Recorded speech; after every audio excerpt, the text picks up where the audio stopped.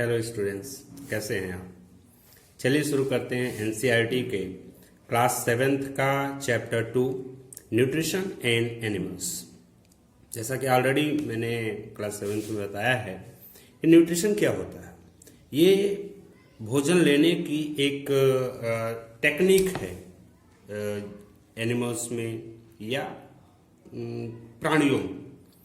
तो तरीका है, मोड है भोजन लेने की। तो इस न्यूट्रिशन में हम या हमारे जो ऑर्गेनिजम्स हैं भोजन को टेकिंग करते हैं, लेते हैं, खाते हैं, तो ये कंपोनेंट्स ऑफ फूड के रूप में लेते हैं। और जैसा कि मैंने ऑलरेडी आपको बताया है कि कंपोनेंट्स ऑफ फूड क्या होता है। Carbohydrate, fat, vitamins, minerals, protein है और वाटर है। ये पूरे जो 6 कंपोनेंट्स हैं यही हमारे फूड होते हैं। एक्चुअली भोजन तो जो भी है पूरा मिक्स होता है, लेकिन उसमें जब हमारे बॉडी में जाता है तो सब पार्टेड हो जाते हैं। सबका अपना अलग वर्क होता है, फंक्शन होता है। तो इन्हीं को हम बोलते हैं कंपोनेंट्स ऑफ फूड। अब अगर हम न्यूट्रिशन एंड एनिमल्स में आगे बात करें तो different ways of taking food. देखिए, जैसा कि आपको पता ही है कि इस वर्ल्ड में लाखों करोड़ों टाइप के स्पीसीज हैं, जातियां हैं, और सभी का भोजन स्वभाव यानी खाना खाने की तरीका, खाना, सारा चीज डिफरेंट है। अगर हम कुछ एग्जाम्पल्स में लें, जैसे अगर काऊ या बफेलोस की बात करें तो घास को चरती हैं, उनका डायरेक्टली मुंह से भोजन को लेने का तरीका है।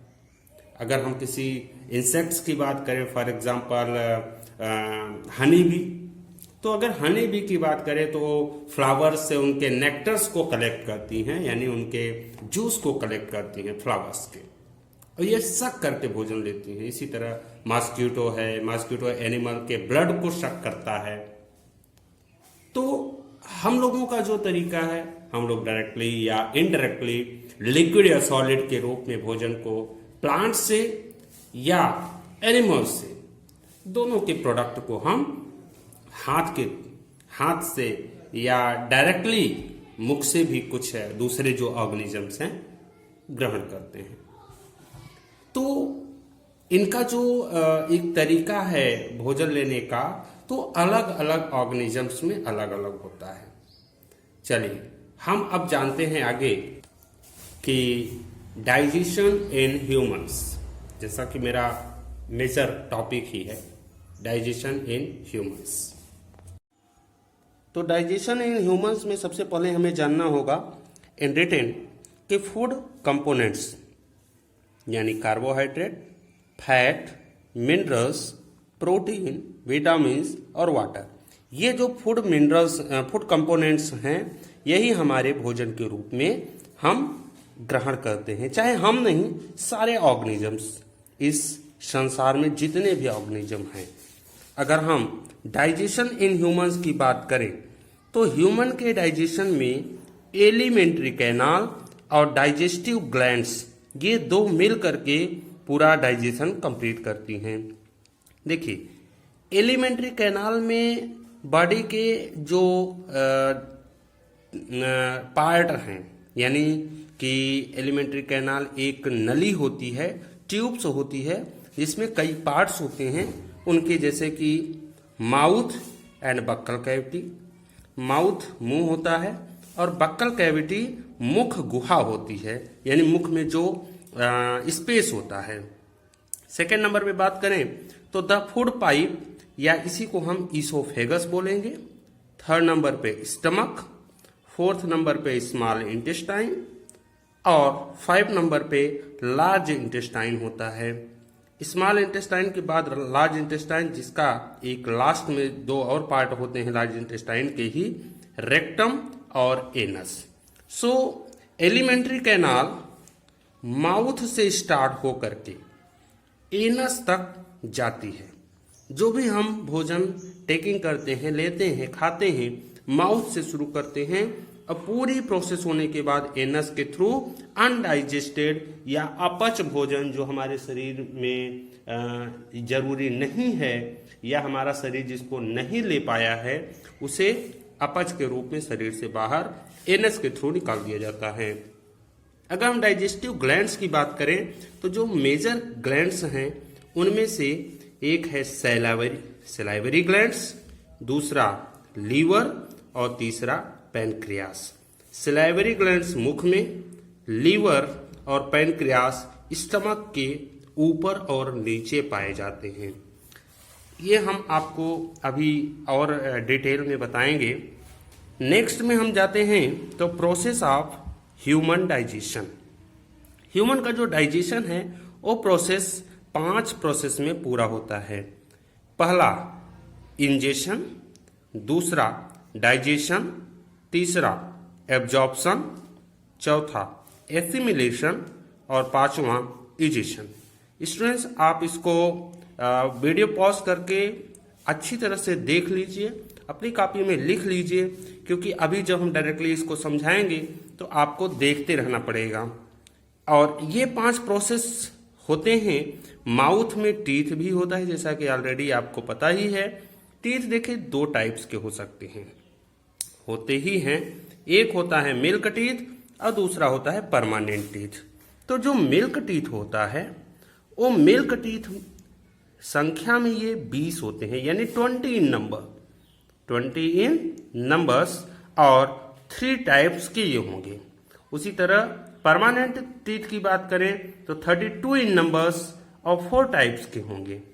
अच्छा चलिए, 20 इन नंबर्स में जो 3 टाइप्स के हैं उनमें से इंसाइजर होता है, कैनाइन्स होता है और मोलर्स होते हैं। अभी हम डायग्राम भी इनके दिखाएंगे। अच्छा ध्यान रहे कि परमानेंट टीथ में इन तीनों टीथ के अलावा एक प्री मोलर्स भी होता है, जो कि अगर हम सीरियल में बात करें तो इंसाइजर, कैनाइन्स और फिर प्री मोलर, उसके बाद मोलर आता है।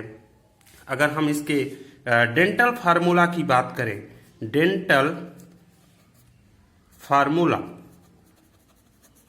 तो डेंटल फार्मूला में देखिए बच्चों कि ये हमारे मैथ्स के जैसे फार्मूला नहीं होता, बल्कि हमारे ये बायोलॉजिकल फार्मूला है कि लिप्स के ऊपर, इस बॉर्डर को आप लिप्स मानिए, लिप्स के ऊपर और एक साइड की हम अगर बात करें तो 2 1 2 3, इसी तरह 2 1 2 3 लिप्स के नीचे एक साइड, और इसको अगर दोनों साइड हम बात करें तो इंटू 2, यानी ऊपर साइड अपर पार्ट में 16 टीथ, लोअर पार्ट में 16 टीथ, ओवरऑल 32 टीथ, जो कि परमानेंट टीथ होता है।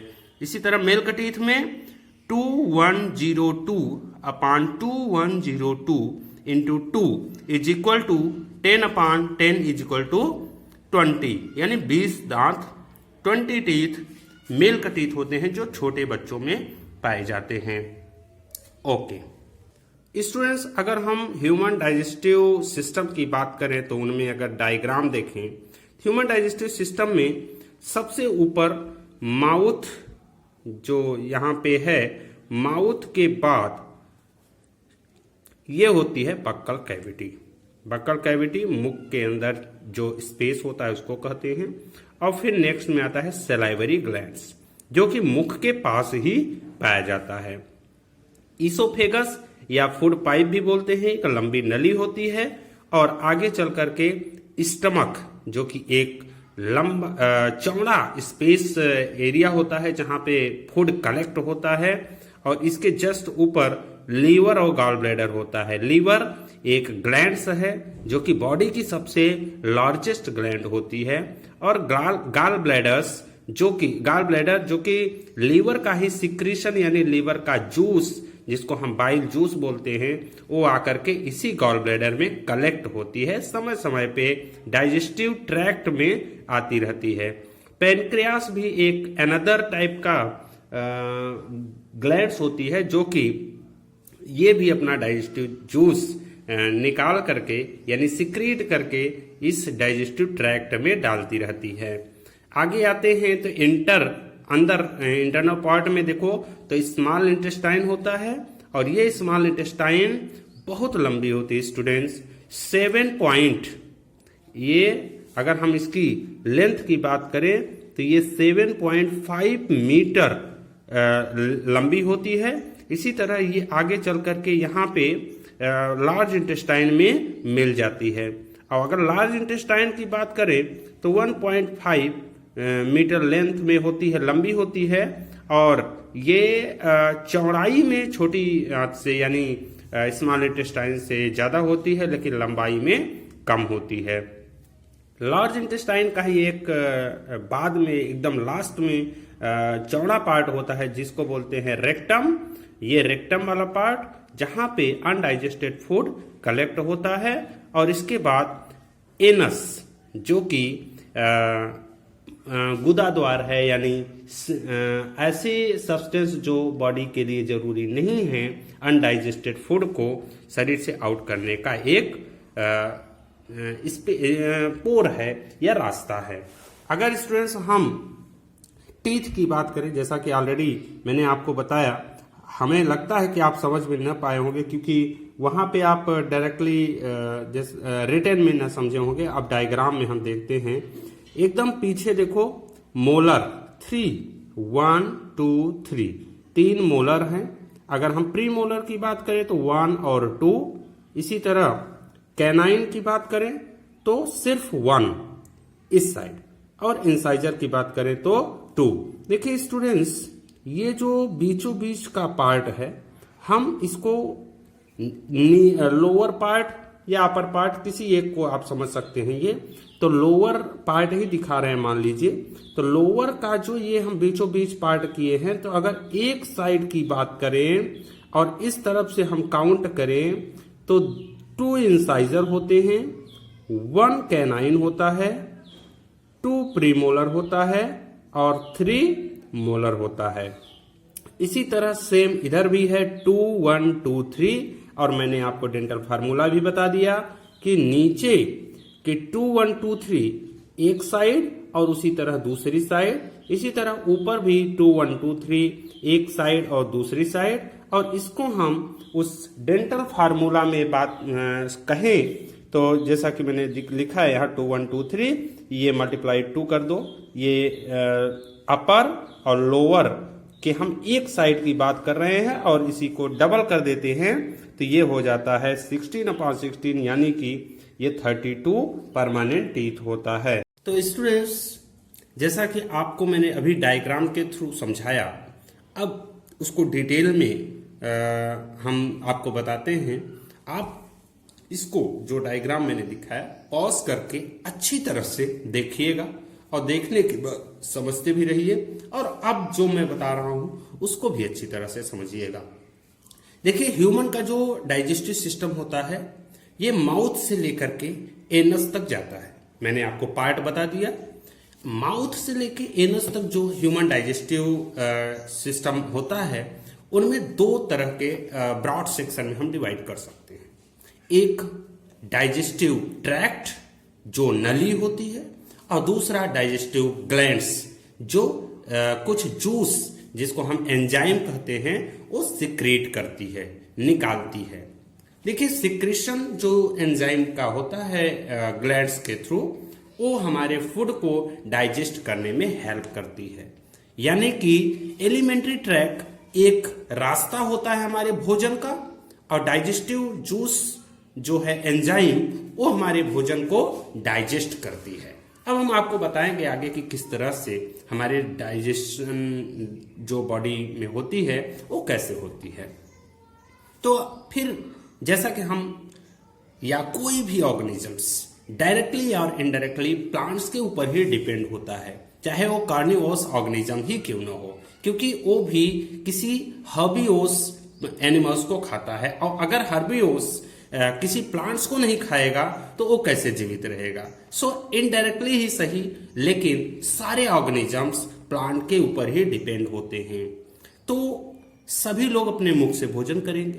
कुछ हैं जिनका जो ऑर्गेनिज्म से इनका भोजन टेकिंग करने का तरीका अलग होता है, जैसे मधुमक्खियां हैं वो शक करती हैं नेक्टर से, फ्लावर से। इसी तरह मॉस्क्यूटो है, या अगर हम गाय भैंस की करें तो डायरेक्टली घास को या किसी खाने वाले मटेरियल जो भी उनका है वो मुख से डायरेक्ट लेती हैं। तो माउथ जो ह्यूमन का है हम अपने हाथ से डायरेक्ट मुख में डालते हैं। हाथ मुख में देखिए डायरेक्ट जो ये स्पेस होता है स्टार्टिंग का उसी को माउथ बोलते हैं। अंदर के पार्ट को जो पूरा जगह होता है उसको हम बक्कल कैविटी बोलते हैं, हिंदी में मुख गुहा। और इसके अंदर हम देखते हैं कि 3 चीजें हमारे पाई जाती हैं बेसिकली। पहला टूथ जिसको हम टीथ बोलते हैं, दूसरा जीभ यानी टंग, और तीसरा जो है वो है सैलिवरी ग्लैंड। देखिए टूथ यानी टीथ, ये जो दांत है ये ह्यूमंस में छुटपन में, जैसा ही बच्चा न्यूबॉर्न बेबी होता है वो बिना टीथ का जन्म लेता है, और जैसे ही वो 5 से 6 महीने का होता है तो उसके मुख में दांत आना शुरू हो जाता है। जो वो दांत जो टीथ उसके मुख में आता है उसको हम मिल्क टीथ बोलते हैं। और वो मिल्क टीथ उसमें 3 टाइप्स के पाए जाते हैं। स्टूडेंट्स, जैसा कि मैंने अभी डायग्राम में दिखाया कि ये बीचों बीच पार्ट है, इस बीचों बीच पार्ट से एक साइड, ये 2 साइड, 2 साइड हुआ, साथ में इधर नीचे इधर ऊपर, ये पूरे 4 पार्ट में हम डिवाइड कर सकते हैं। तो अगर हम एक तरफ की बात करें तो उसमें से जो मिल्क टीथ है 2 कैनाइंस होते हैं एकदम स्टार्टिंग के पार्ट में, उसके जस्ट बगल में 2 इंसाइजर होते हैं, और उसके बाद एक कैनाइंस होता है, और इसके बाद स्पेस होता है। हालांकि वो स्पेस दिखता नहीं, समझ में नहीं आता, लेकिन वो स्पेस हल्का सा पाया जाता है जहां पे प्रीमोलर होना चाहिए। एक्चुअली प्रीमोलर मिल्क टीथ में नहीं आता, वो परमानेंट टीथ में होता है। तो फिर मोलर इनमें आ जाता है, यानी 2, 1, 2 टोटल 5 ऊपर, 5 यहाँ नीचे, 5 इस साइड, 5 इस साइड, टोटल 20 होते हैं। इसी तरह परमानेंट टीथ होते हैं। परमानेंट टीथ कैनाइन और मोलर के बीच में प्रीमोलर होते हैं, जो उनकी भी संख्या 2, 2, 2, 2 यानी 8, 2, 1, 2, 3 नहीं, मोलर्स जो होते हैं एक और बढ़ जाते हैं, और इस तरह से टोटल 32 टीथ परमानेंट बन जाते हैं ह्यूमन में। स्टूडेंट्स, अगर हम बात करें आगे तो हमारा जो टंग होती है इसमें टेस्ट बड होता है। टेस्ट बड हमारे भोजन के टेस्ट को रिकॉग्नाइज करता है, पहचानता है। ये 4 टाइप्स के टेस्ट को पहचानता है, जैसा कि स्वीट है यानी मीठा, बिटर है कड़वा, नमकीला यानी साल्ट, और साल्टी नमक, नमकीला, बिटर कड़वा, स्वीट। इस तरह से 4 टाइप्स में, मतलब 4 टाइप्स के टेस्ट बड जो कि पहचानते हैं हमारी बॉडी, यानी कि स्वीट, साल्टी, सावर, बिटर, ये 4 टाइप के टेस्ट बड होते हैं जो हमारे फूड मटेरियल्स से पहचाने जाते हैं। अब अगर हम उसके जस्ट बगल में बात करें, जो कि हमने आपको बताया सैलिवरी ग्लैंड, वो एक जूस सेक्रेशन करता है। हमारे मुख में जब हम भोजन को चबाते हैं तो उसमें कार्बोहाइड्रेट भी होता है, ऑलरेडी मैंने बताया है। स्टार्च है, कार्बोहाइड्रेट का एक पार्ट होता है। स्टार्च को तोड़ते हैं, और स्टार्च को तोड़ करके उसके छोटे पार्ट्स में कन्वर्ट कर दिया जाता है। देखिए बच्चों, डाइजेशन का डेफिनेशन ही होता है कि फूड मटेरियल के कॉम्प्लेक्स सब्सटेंस को उसके सिंपल सब्सटेंस में कन्वर्ट करना, और ये एंजाइम्स की हेल्प से होता है। और एंजाइम्स हमारी डाइजेस्टिव ग्लैंड सिक्रीशन करती है। तो ये हमारी सैलिवरी ग्लैंड से कुछ एंजाइम जो निकलता है, टाइलिन नाम का एंजाइम है जिसको एमाइलेज भी बोलते हैं, वो हमारे स्टार्च पे एक्टिव होता है और उसको उसके छोटे पार्ट्स छोटे शुगर में कन्वर्ट कर देता है। अगर हम और अंदर बात करें तो मुख गुहा के जस्ट अंदर, यहां से लेके आगे पीठ यानी स्टमक तक एक नली होती है जहां पे कोई प्रोसेस नहीं होती, सिर्फ वो एक रास्ता का काम करता है। उसको फूड पाइप या हम इसोफेगस कहते हैं। ये फूड पाइप भोजन ले जाने का काम करता है ऊपर से नीचे, जहां पे एक चौड़ा सा पार्ट होता है जिसको हम स्टमक बोलते हैं। स्टमक में फूड मटेरियल्स कलेक्ट होता है। ये यहाँ पे भोजन के बेस पे, भोजन कड़ा है, नॉर्मल है, जैसा भी है, लगभग 1.5 घंटे से 3.5 घंटे तक हो सकता है। और यहाँ पे कुछ एसिडिक मटेरियल जैसे HCl, हाइड्रोक्लोरिक एसिड, ये हमारे फूड में आए हुए बैक्टीरिया को मारता है, कुछ अदर हार्मफुल सब्सटेंस को मारता है, हटाता है और फूड को गलाता है। यहाँ पे कुछ म्यूकस हमारी इंटरनल बॉडी में ही सिक्रेट करती हैं, जो हमारे चारों तरफ उच्च HCl से हमारी बॉडी को प्रोटेक्ट करता है। और अगर आगे बात करें तो वहाँ पे स्टमक में कुछ एंजाइम होते हैं जो हमारे प्रोटीन को उनके सिंपल सब्सटेंस में तोड़ते हैं। स्टमक के बाद आता है स्टूडेंट्स स्मॉल इंटेस्टाइन वाला पार्ट, जहां पे कम्बो यानी दो ग्लैंड्स अपना सिक्रेशन डालती है। सबसे पहले लीवर अपना सिक्रेशन डालेगी। लीवर का सिक्रेशन होता है बाइल जूस, पित्त रस। बाइल जूस सीधे स्मॉल इंटेस्टाइन के स्टार्टिंग पार्ट में डालेगी। यहाँ पे ये HCl से जो खट्टा हुआ मटेरियल रहता है हमारा भोजन, उसको तुरंत बेसिक में कन्वर्ट कर दिया जाता है। और आगे चल करके फिर उसके बाद आती है पैनक्रियाटिक जूस, जो डिफरेंट टाइप्स की जूस होती है और हमारे प्रोटीन को, कार्बोहाइड्रेट को, फैट को, इन तीनों को इनके सिंपलर सब्सटेंस में तोड़ती जाती है। स्टूडेंट्स एक चीज ध्यान देना, कार्बोहाइड्रेट का जो सिंपलर और सबसे सिंपल शुगर है उसको बोलते हैं ग्लूकोज, फ्रक्टोज।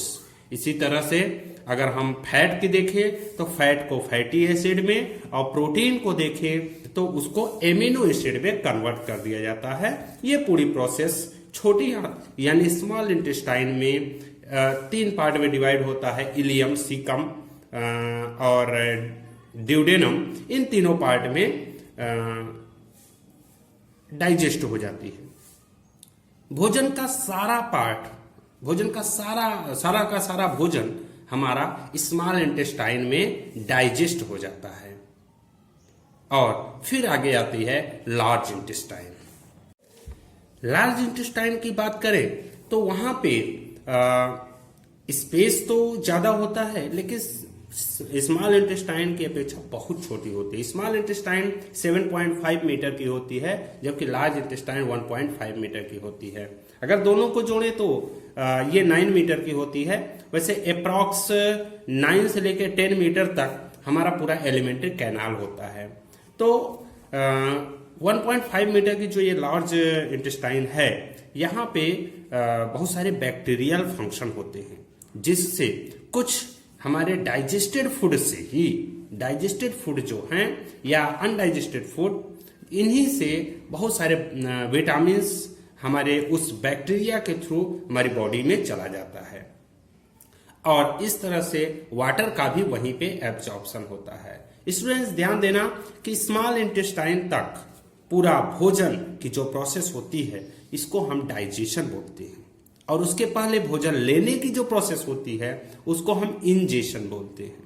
लेकिन स्मॉल इंटेस्टाइन और लार्ज इंटेस्टाइन से इंपॉर्टेंट सब्सटेंस जो हमारी बॉडी के लिए जरूरी है, वो हमारे ब्लड वेसल्स जो कि किनारे किनारे लगी हुई होती हैं, उनको एब्जॉर्ब कर लेती हैं, सोख लेती हैं। इस प्रोसेस को एब्जॉर्प्शन कहते हैं। और छोटी आंत यानी स्मॉल इंटेस्टाइन में कुछ फिंगर लाइक प्रोजेक्शन बढ़े हुए रहते हैं, वही उनको एब्जॉर्प्शन करने में ज्यादा हेल्प करती है। तो ये हो जाता है एब्जॉर्प्शन। और उसके आगे जो नेक्स्ट प्रोसेस होता है एसिमिलेशन। ये डाइजेस्टेड और एब्जॉर्ब्ड फूड मटेरियल जो कि हमारे ब्लड में जा चुका होता है, वो हमारी बॉडी की स्मॉलेस्ट यूनिट जो है, जिसको हम बोलते हैं सेल यानी कोशिका, वहां पे अलग अलग कोशिकाओं में, अलग अलग टिश्यूओं में जा करके, जहां पे ऑक्सीजन की हेल्प से, ऑक्सीजन और वाटर की हेल्प से उस ग्लूकोज से कन्वर्ट हो करके, टूट करके जला करके एनर्जी में कन्वर्ट किया जाता है। एनर्जी ही हमारी बॉडी को मेन बोले तो जैसा कि एनर्जी करेंसी है एटीपी, वो हमारी बॉडी को मिलती है और उससे हमारा वहाँ पे जो एनर्जी मिल रही है इस प्रोसेस को बोलते हैं एसिमिलेशन, यानी यूटिलाइजेशन हो रहा है वहाँ पे। और इस तरह हमारी बॉडी में सारे फूड मटेरियल्स के जो इम्पोर्टेंट सब्सटेंस है वो पहुंच जाती है।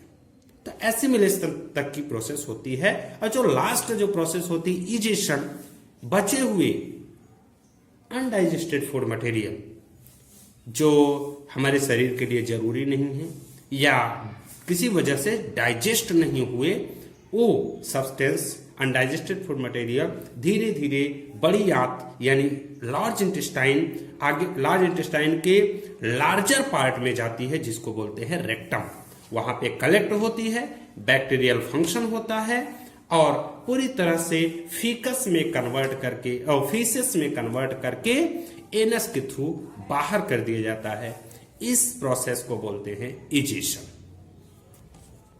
तो स्टूडेंट्स, कुछ हम ग्रास ईटिंग एनिमल्स की बात करें जो हमारे आसपास रहती हैं, तो उनमें हम सबसे पहले बात करते हैं जैसे काऊ है या फिर बफेलोज हैं। तो ये सब क्या करती है, डायरेक्टली भोजन को जल्दी जल्दी खाती रहती हैं, या जो भी फूड मटेरियल होता है ये मतलब अच्छे तरह से चबाती नहीं है जैसा कि हम लोग करते हैं।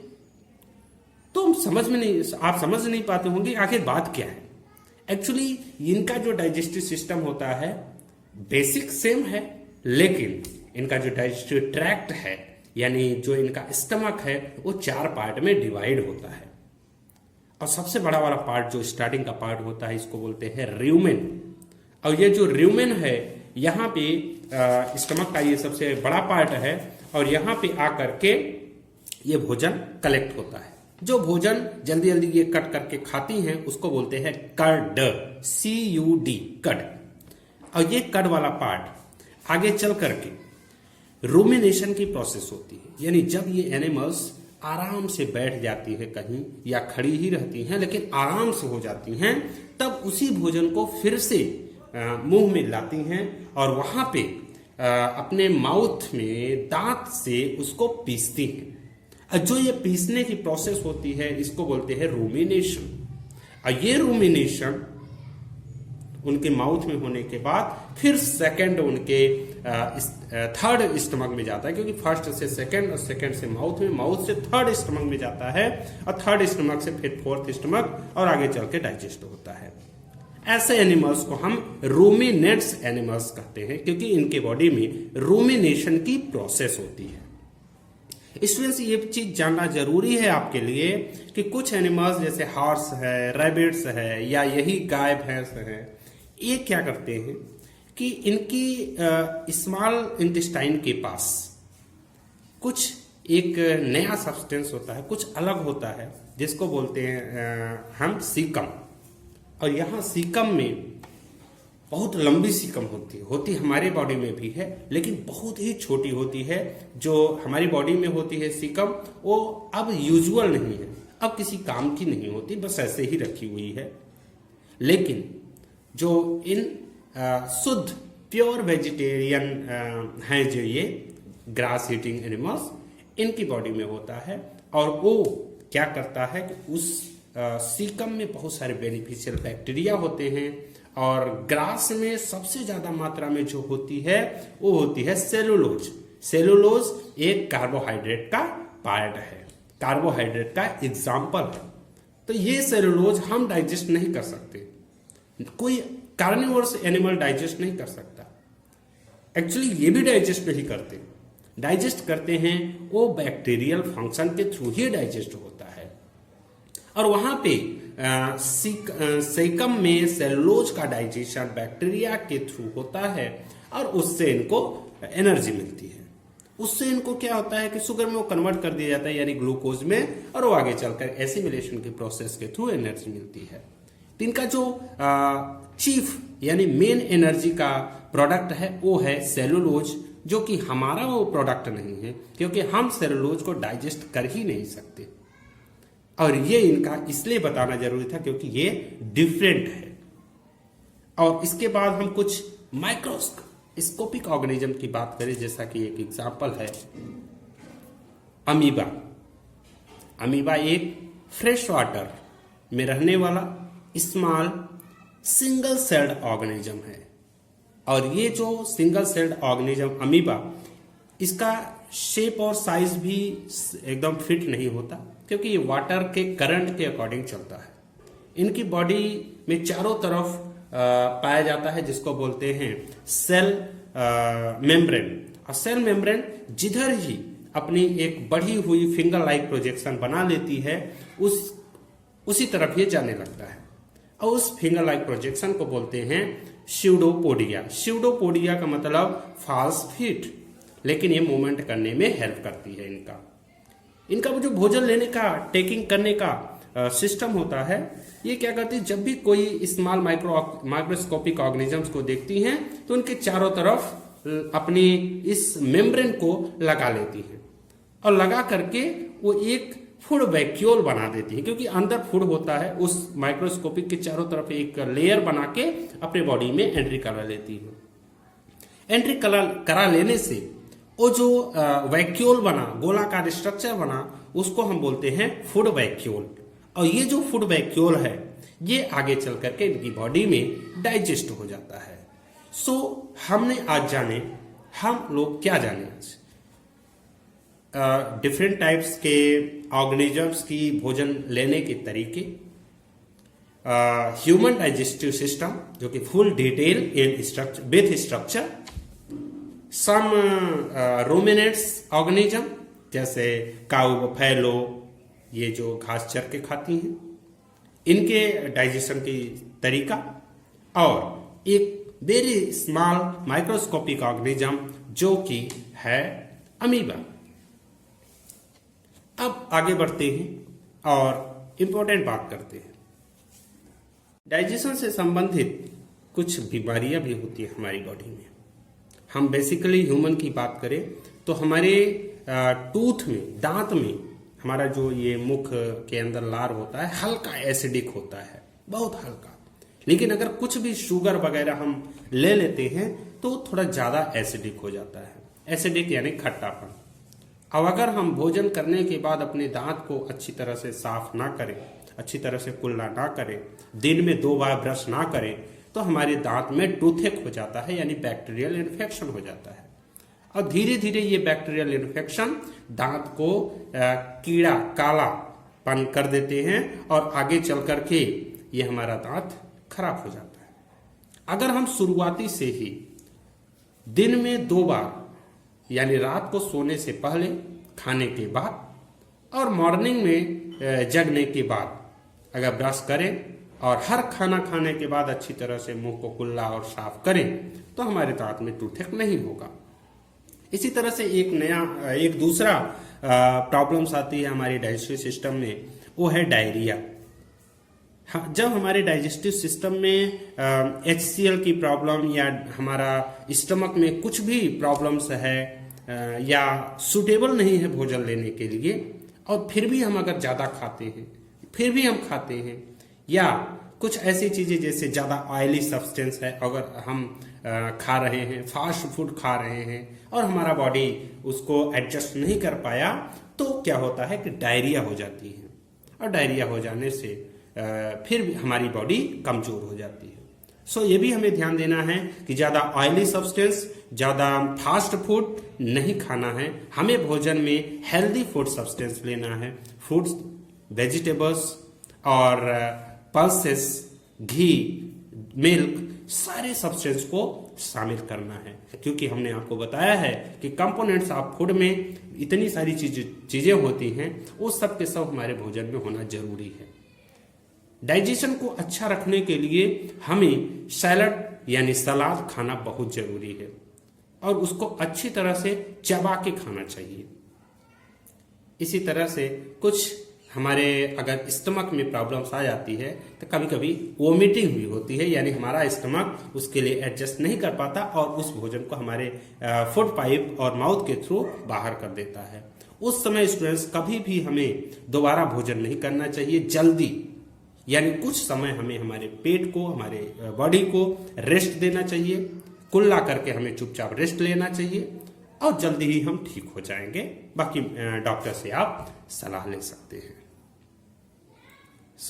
ये आज का चैप्टर कंप्लीट होता है। Students, please make in your copy suitable diagram of human digestive system human digestive system with cows digestive system in your with your NCERT book and amoeba की डायग्राम भी आप बना सकते हैं अपने कॉपी में। इससे संबंधित इस NCERT बुक में जितने भी टर्मिनोलॉजी है, for example absorption, amino acid, carbohydrate, ये सारे टर्मिनोलॉजी के स्पेलिंग्स आप लर्न करो और मेरे इस चैनल को सब्सक्राइब करो। अच्छा लगे तो लाइक करो और अगर आप अपने फ्रेंड्स को भी ये शेयर करना चाहते हैं तो बिल्कुल शेयर करो। मुझे भी अच्छा लगेगा कि आपके फ्रेंड्स भी इसको देखें। Thank you.